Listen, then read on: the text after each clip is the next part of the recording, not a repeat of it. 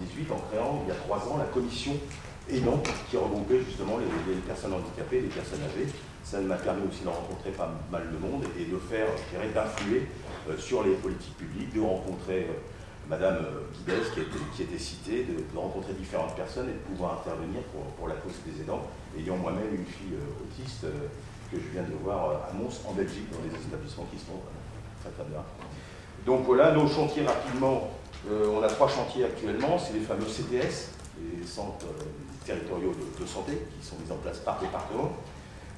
Les conseils de vie sociaux, on est en train de mettre en place, c'est important pour porter justement la voix des aidants, etc. Les conseils de vie sociaux, il y a eu un nouveau décret le 25 avril, comme vous le savez, qui s'est ouvert aux élus, aux départements et aux aidants, et qui reconnaît donc cette notion de proche aidant. C'est important de CDF des EHPAD, des établissements sociaux et médico-sociaux, et bien évidemment ce fameux repérage des aidants. Juste une dernière petite chose, effectivement, on est très proche aussi de la l'ARS Île-de-France, puis il y a aussi les différentes conférences des financeurs pour financer tous les projets. Récemment, on a fait une intervention pour le cancer. On parle beaucoup de personnes âgées et de personnes dépendantes, mais aussi c'est la maladie, le cancer, il y a beaucoup d'aidants. Ici même, il y a un mois, on a fêté les 20 ans de la loi du 2 janvier 2002 sur le droit des usagers qui a installé des CVF, qui a installé différentes choses, la personne qualifiée pour les établissements sociaux et médico-sociaux. Donc on m'a demandé pour un 3e stage de faire des propositions concrètes. En fait, je suis passé rapidement, il y a eu cette fameuse loi sur la reconnaissance des aidants, mais il y a aussi le plan Agir pour les aidants 2020-2022 qui, effectivement, indemnisé par une première fois, donc le congé proche aidant, et une deuxième fois au 1er janvier 2022. Mais il faut savoir que ce plan national pour le droit des aidants, il y a 17 recommandations, 6 axes, il est très très bien fait. Il n'a pas été mis en preuve. Ça fait partie des axes sur le répit, puisqu'il y a 11 millions d'euros qui devaient être consacrés à toute initiative privée et publique sur les initiatives, sur les répits des aidants. Voilà. Sur les solutions, je crois que la première chose, et c'était indiqué, c'est une campagne nationale, une cause nationale pour les aidants. Vous parliez de pharmacie, vous parliez de médecin, on peut parler de service à la personne. Effectivement, une tierce personne reconnaît les aidants, lui apporte ses droits. C'est exactement ça d'ailleurs. Dans le plan Agir pour les aidants, il y a marqué des endroits labellisés, je réponds aux aidants ou réflexe proche aidant, le terme très précis. Donc il y a ça, je crois que c'est important. On a parlé d'un statut. Non, il n'y a pas de statut. J'ai fait personnellement une lettre à qui de droit pour avoir un statut. Aujourd'hui, par exemple, le congé proche aidant, c'est lié soit sous le toucher l'APA ou soit l'allocation handicapée. Donc par exemple, le cancer, ça n'est pas du tout dedans. Donc c'est lié à un statut d'aidé et pas à un statut d'aidant, pour l'instant.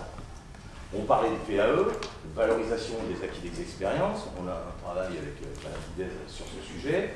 Effectivement, c'est même la VAE, d'une manière générale, je ne sais pas si c'est un scoop, est en train d'être remise en cause, pas remise en cause, réétudiée, parce que c'est vrai que c'est très compliqué comme chantier. Donc, et les aidants vont en faire partie. Ça, c'est important. Après, bon, alors là, c'est magnifique, parce qu'il y a 2 jours, j'ai appris que ça y est, enfin, un combat de 2 ans qu'on a mené, la déconjugalisation, ça a été prononcé par notre première ministre. Donc c'est fantastique, mais ça a été 2 ans. Je vous rappelle qu'au Parlement, tout le monde était majoritaire pour, et ils ont annulé tout. Le fait d'inclure le salaire pour calculer l'âge, donc ça, c'est gagné. Encore faut-il que nos chers parlementaires puissent... voilà. Après, effectivement, on a parlé d'incitation, congé proche aidant, revalorisé au SMIC, mais c'est surtout les accords d'entreprise qui avaient été indiqués dès 2019 dans la loi sur la reconnaissance des aidants. Alors, j'ai une bonne nouvelle si vous ne le savez pas, mais il y a depuis 2 mois, il y a Lucans, ça y est, qui a signé son plan salarié aidant pour les 150 000 salariés de la sécurité sociale. Et je peux vous dire qu'il est parfait. Bon, après, il faut mettre tout en œuvre sur 3 ans. Donc, on voit bien, on parlait de kick-off tout à l'heure pour le répit avec Silvio, et effectivement, là, c'est un super plan pour c'est la sécurité sociale. Donc, on n'est jamais mieux servi que par soi-même. Donc voilà, pour finir sur, effectivement, on parlait de filière, de nouveaux métiers, du care management et tout. Alors, baluchonnage, il y a eu cette expérimentation sur le relayage actuellement, où bon, c'est expérimental, il y a un accord de travail. C'est vrai, ce qu'a dit Mme Rossignol, c'est vrai, c'est direct. Effectivement, le questionnement, on peut le dire par rapport à la femme, effectivement, l'homme, la femme, on dit 60% des femmes sont 60% des aidants sont des femmes, non, plus la charge est lourde, plus c'est 80%. Alors, ça, c'est clair, c'est net. Et c'est précis, donc il faut vraiment avancer dans ce sens-là. Que dire d'autre? Effectivement, l'offre des répits à Musberg, je crois que c'est quelque chose d'important. Ça que soit la RS, ça soit la CNSA, que ça soit la conférence des financeurs, j'en sais rien, mais il faut faire avancer la cause suivant les différents budgets qui sont mis en place par tous ces organismes. Et j'en finirai avec une petite chose qui me fait plaisir, c'est les maisons France Service qui ont mis en place justement au plus près des usagers, donc des personnes âgées, des handicapés, des aidants et des aidés, créer un espace aidant sur ces maisons de service. Et pour conclure, si vous permettez, je dirais qu'en soutenant l'aidant avec éventuellement du répit, par exemple, la nation gagne 2 fois, puisqu'en fait, on gagne le fait qu'il y a un acte de solidarité nationale qui a l'aidant qui ne coûte pas, à part l'accompagnement bien sûr, et la deuxième fois, l'aidant reste en bonne santé, donc il ne s'épuise pas et il n'est pas aidé.